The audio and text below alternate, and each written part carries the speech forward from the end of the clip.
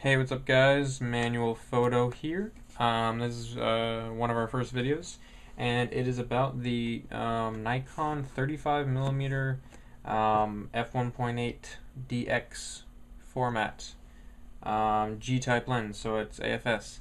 What that means is that it can work on Nikon bodies that don't have internal focusing to work with film lenses. Nikon makes a film version of this that can work on film SLRs or the new digital SLRs that have the focus motor inside it. And this one is made for cameras that don't have that. They can still work on either camera. I got this today. It's I paid about $250 for it, and what came in the box was the lens, the hood, which can be convertible, I guess, so it can go like that, and you can use it like that. In the manual it said there was there might have been vignetting issues, so you might see dark edges around the frame from this coming into the photo, especially when you use flash on the pop-up flash. But I don't really use that because the photos look horrible, and in manual photo we don't do that. So this is in kind of travel protection mode, and this is a 52mm filter size, so it's just kind of the small standard. The lens looks really good. I'm going to show it to you in a second. This is on a Nikon D60 with the gold finish. It's 10.2 megapixels, and yeah.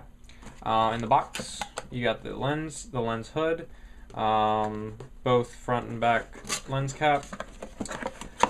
You got the bag, which has a cinch, warranty, manual with like 10 different languages. Warranty is for 5 years. I got this camera like new, used on Amazon by CTMA Cameras, and it was pretty much brand new. They were just like the KEH camera that's based in Atlanta, where they just sell used gear, but it's pretty much new. So this is 5 years, so you save it for a rainy day when rain damage destroys your lens. So that's great. That's all that came in the lens, or the box, I'm sorry. I got this lens because I wanted to start getting some prime lenses, and because I like that kind of philosophy of only using primes. They're light, they can have really wide apertures, such as this one, 1.8, which means you can shoot in low light pretty well. Just gotta watch your focusing. On the lens, let me get up close. Just gonna go to macro mode. It has two different settings, manual and manual, or autofocus with manual override. So it'll autofocus, but then you can still turn it. The focusing is a little gummy on here. It's not that high quality. I don't really expect it to be though. Let me roll over here. It rotates infinitely, but it only has, it only affects it from infinity to 0.98 feet. So that's how close you can be. So you can kind of get some macro photography in there. I'll show you the lens. It's pretty nice. I need to get a filter for it to protect it, but it's really nice. I don't know how close I can get, but it's really nice.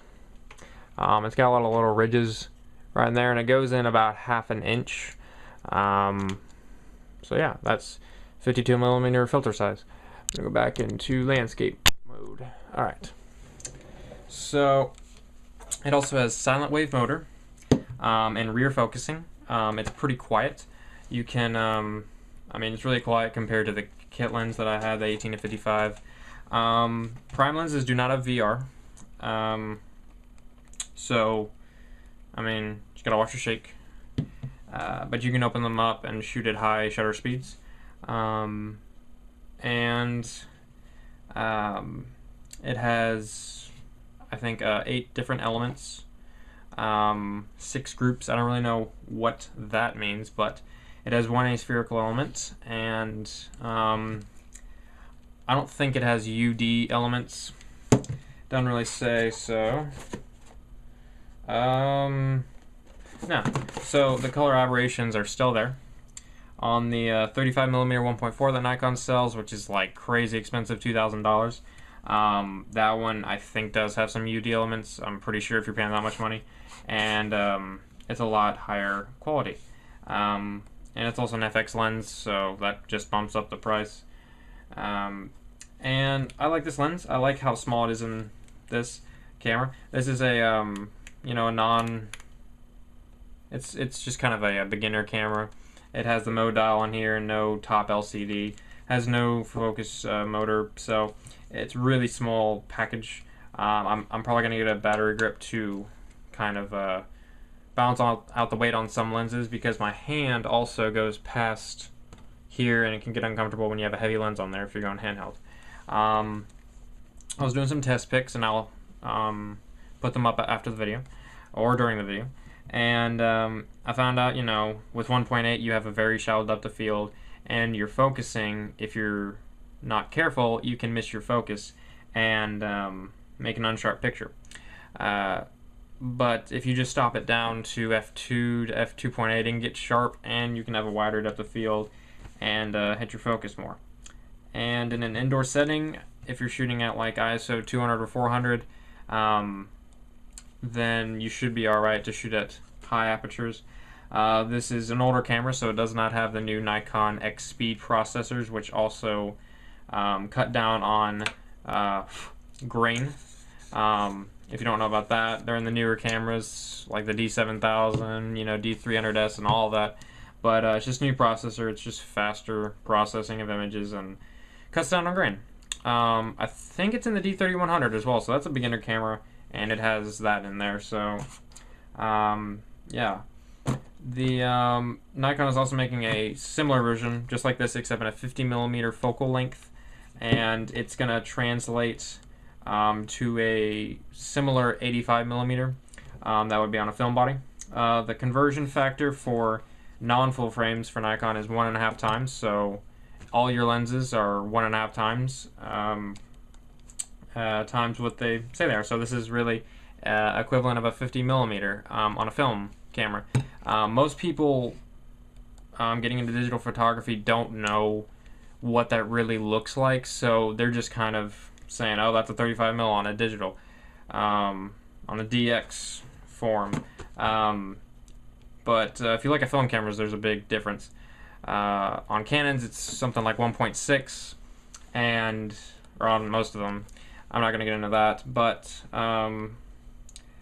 the glass is really nice on here. I really want to get a filter so I don't damage it, because I really like to have good equipment. I'm looking to do some kind of photojournalism stuff with this. I really want to go out in the city and take pictures with it. But we will have more videos and stuff like this on products, tips, tricks, workflow stuff. But we're just starting out, so give it some time. That's it. That is the 35mm f1.8 DX format, the G-type lens, AFS. Perfect for non-focus motor cameras or focus motor cameras. I mean, it'll be good anyway. But yeah, thanks for watching. Manual photo. Bye.